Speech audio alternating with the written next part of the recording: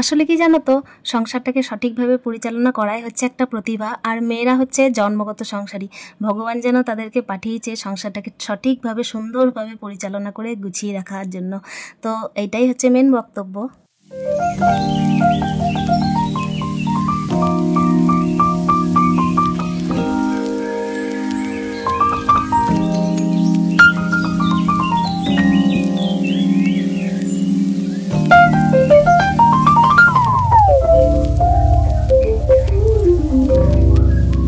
তো hello everyone, welcome back to my channel. কেমন আছো তোমরা? আশা করি সকলেই খুব ভালো আছো। ব্লগের শুরুতে বড়দের চরণে প্রণাম আর ছোটোদেরকে আমার অনেক অনেক ভালোবাসা। যারা ব্লগটা আজ প্রথম দেখছো, ব্লগের কোনো অংশ যদি একটুও ভালো লেগে থাকে তো অতি অবশ্যই পাশে থাকার চেষ্টা করো। আর যারা যারা আমার পুরনো বন্ধু, তোমাদেরকে অসংখ্য ধন্যবাদ আমাকে এত সুন্দর সুন্দর কমেন্ট করার জন্য, আমার পাশে থাকার জন্য। আর দেখো সকাল সকাল উঠে পড়েছি। সকাল সকাল উঠেই তো এই যে বাড়ির কাজ করার পালা। বাড়ির কাজ মানে ঝাড় টাটগুলো ভেতরে দেওয়া হয়ে গেছে। এবার যে সকালের এঁটো বাসনগুলো থাকে সেগুলো তো আমি বের করে দিয়েছি। তো সেগুলোকে নিয়েই এখন কাজ চলছে। দেখো এই যে বাইরে আমি কলটা চালিয়ে এবার যে বাসনগুলো আছে সেগুলোতে জল দিয়ে দেবো। তারপর যে সমস্ত কাজগুলো আছে সেগুলো সেরে আমি স্নানে চলে যাব। তারপর তো প্রত্যেক দিনের থাকেই স্নান, পুজো, তারপর ছেলেকে নিয়ে এইদিক সেদিক, এগুলো তো আর শেষ নেই। তোমরা তো আগের ভিডিওতে ঠিক দেখেছো। তো এই যে সকাল সকাল সমস্ত কাজ নিয়ে বসে পড়েছি। আর এখানে দেখো অলরেডি আমার স্নান হয়ে গেছে, দুর্গা মন্দিরে চলে এসেছি। আর ওদিকে আমি মোটরটা চালিয়ে এসেছি। আর এখানে আমি মন্দিরে এই যে জল দিয়ে ধুয়ে নিচ্ছি প্রত্যেক দিনের মতো। আর ভালো বেশ হাওয়া দিচ্ছে বাইরে, বেশ ভালোও লাগছে সকাল সকাল। আসলে প্রচণ্ড পরিমাণের গরমটাও পড়েছে। আর এই টাইমে অসুবিধাও লাগছে প্রচুর, রান্নাঘরে থাকাটা খুব কঠিন হয়ে দাঁড়াচ্ছে। তো কি করব, এগুলো তো করতেই হবে।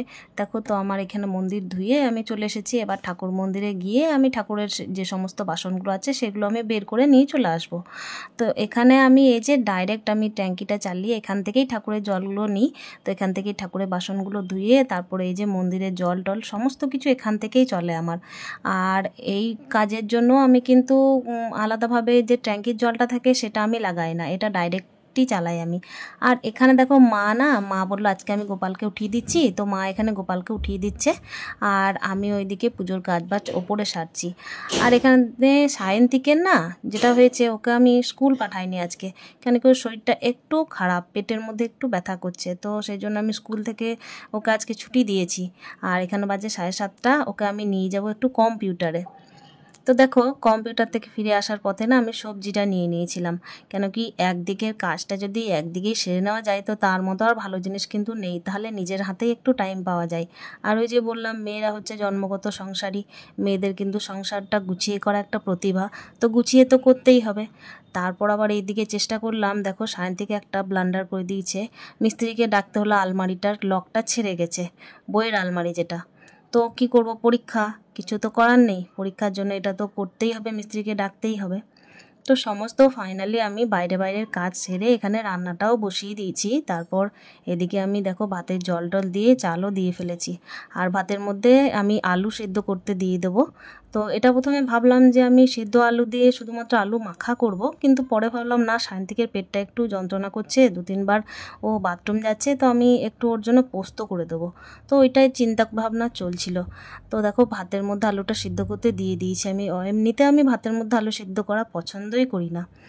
আর এখানে ভাবছি একটু আম ডাল করব, তো ওই জন্য আমটা কেটে আমি এই যে দিয়ে দিলাম। তারপরে একটু ডাল দিয়ে দেবো।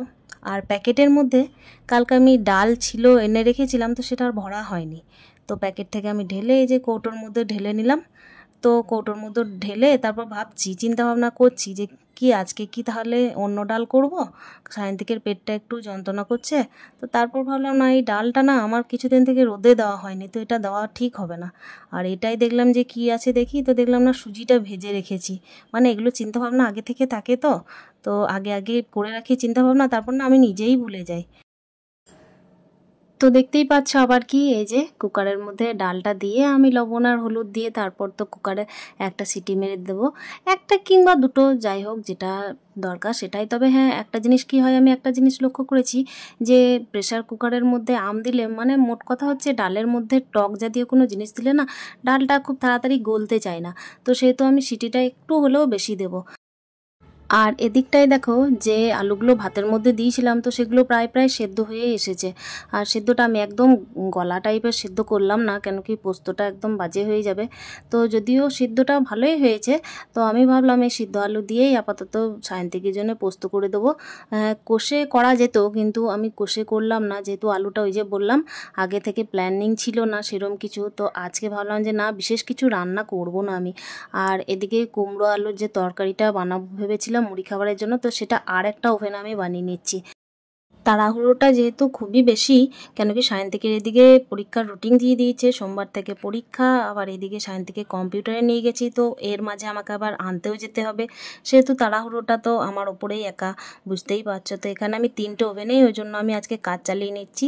সাধারণত আমি 3টে ওভেন চালাই না, কিন্তু আজকে যেহেতু তাড়াহুড়ো সেজন্য আমি 3টে ওভেনেই কাজ চালিয়ে নিচ্ছি। যেটা আগে হয় সেটা করে নেওয়াই ভালো, আর টাইমটা যতটা সেভ হয় না ততটাই মঙ্গল, কেন কি ওকে পড়াশুনোও করাতে হবে।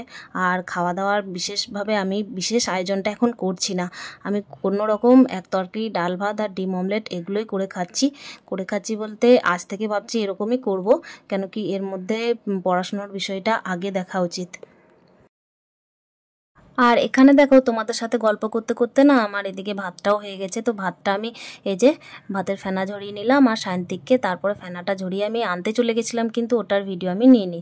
তো ওখানে আমি 10টার টাইমে যে খাবারটা খাওয়ানো হয় সেটা খাইয়ে দিলাম। আর পোস্ত, ওই যে বললাম পোস্ত করব, তো সেটার দরুন আমি পোস্ত বেটে নিচ্ছি। তো পোস্তটাই যে বাইরে শিলনোড়ায় বেটে নিচ্ছি, মিক্সিতে বাটছি না প্রত্যেকবারের মতো। আমি তো বলেছি যে মিক্সিতে আমি পোস্তটা বাটি না, বাইরে এই যে শিলনোড়া কাজ চালাই আমি, তো শিলনোড়াটা পড়েই থাকে, এটা না কাজ চালালেও তো হবে না। তো এই যে পোস্তটা করে নেবো এবার। আর এখানে এসে দেখো একটু ঝোল ঝোল টাইপের পোস্ত করেছি, কেন কি পোস্তটা মাখিয়ে ওকে ভাতটা দেবো। আমটা না দেওয়াই উচিত, আমি নিজে খাবো আর কি, সেই জন্য আম ডালটা করেছিলাম, তো ওকে পোস্তটা দিয়েই দেবো। তো চলো এবার রান্নাটা তো আমার কমপ্লিট মোটামুটি হয়েই গেল। এইদিকে সায়ন্তিককে আমি জল দিয়ে দিয়েছি স্নানের জন্য, স্নান করছে। তো আমি ওকে মুছিয়ে দিই, নিজে মুছতে পারে না, তবে ইদানিং একটু স্নানের জলটা ঢালতে শিখেছে, সাবান টাবান মেখেও একটু ভালোভাবে ফ্রেশ হয়ে বেরিয়ে আসতে শিখেছে। যাক, ওইটাই অনেক আমার জন্য, ওইটাতে একটু রিলিফ। তো চলো এবার আমি স্নান করেছি তো গাটা মুছিয়ে দিই, তা নাহলে ঠান্ডা বসিয়ে রাখবে, যতক্ষণ না বলবো ততক্ষণ জল ঢেলেই যাবে। তো এরপর আমার তো রান্নাবান্না একদম অল ডান, রান্নাবান্না করে এবার ওকে খাওয়াতেও বসিয়ে যাবো। তো চলো আবার দেখা হচ্ছে তোমাদের সাথে। তো এইদিকে দেখো আমার রান্না বান্না কমপ্লিট করে সায়ন্তিককে যে স্নান করালাম, তো দেখছি এই যে পুচকিটা আমাদের পাশের বাড়িতে একটা কাকিমা কাজ করে, তো ওনারই নাতনি এখানে খেলা করে আমাদের দরজার পিছনে বসে বসে আর কি। তো এখানে দেখো আমি যে ঝাঁটাগুলোই ঝাঁট দিই না, সেটা করে ঝাঁট দিচ্ছে, একটুকু হয়তো পড়েছিল তো ঝাঁট দিতে লেগেছে। আর আমি গাছের মাটি ফেলেছিলাম, গাছ কিনে এনেছিলাম, তো ওই মাটিগুলো আমি ফেলেছিলাম, তো ওইগুলোকে কুড়িয়ে না ও ছোট ছোট পুতুল, তারপর চকলেট, তারপর এই যে দেখো একটা ফুলের সাজি কড়াই এসব বানিয়েছে। মেয়েরা সত্যিই জন্মগত সংসারী হয়েই হয়তো ভগবান তাদেরকে পাঠায়, তো সেই জন্য না সংসারটা হয়তো গুছানোর দায়িত্ব তাদেরকেই দিয়েছে। তো এটা কিন্তু সত্যি কথা, মানতেই হবে। আর দেখো দুপুর টাইমে লাঞ্চ রেডি, এখানে যে দুপুরের সকাল টাইমে আর কি যে কুমড়ো তরকারিটা করেছিলাম, তো ওটা একটু নিয়ে নিয়েছি, আর ডাল আর পোস্ত, বাস সিম্পল এইটুকুই। তো দেখো আমি কিন্তু দুপুরে একটু লাঞ্চের পরে রেস্ট করেছিলাম, রেস্টের পর সন্ধে টন্ধে দিয়ে এই যে গোপালকে একটু ভোগ দিয়েছিলাম। তো এই যে পুচকেটা এসেছে ভাইয়ের ছেলে, তো ওকে একটু দিলাম। আর তার সাথে দেখো মা দই পেতে এনেছিল, আর সায়ন্তিককে একটু মুড়ি মেখে দিয়েছি। তো দুজন মিলে এগুলো বসে এখন সন্ধ্যের টাইমে আমরা টিফিনটা সেরে নিচ্ছি। আর এদিকে কিন্তু পড়াশোনাটাও চলবে, কেন কি পরীক্ষা আছে। তো আগের দিনে তো ছোলা টোলা আমি ভিজিয়ে রেখে দিচ্ছি স্কুলের জন্য, দেখো কেন কি প্রত্যেক দিন না তাড়াহুড়ো লেগে যায়, সকালে কী টিফিন বানাবো, তো সেই জন্য একটু গরমের দিনে তো ভাবনা চিন্তা একটু বেশিই করতে হয়, কেন কি সব কিছু খাওয়া যায় না।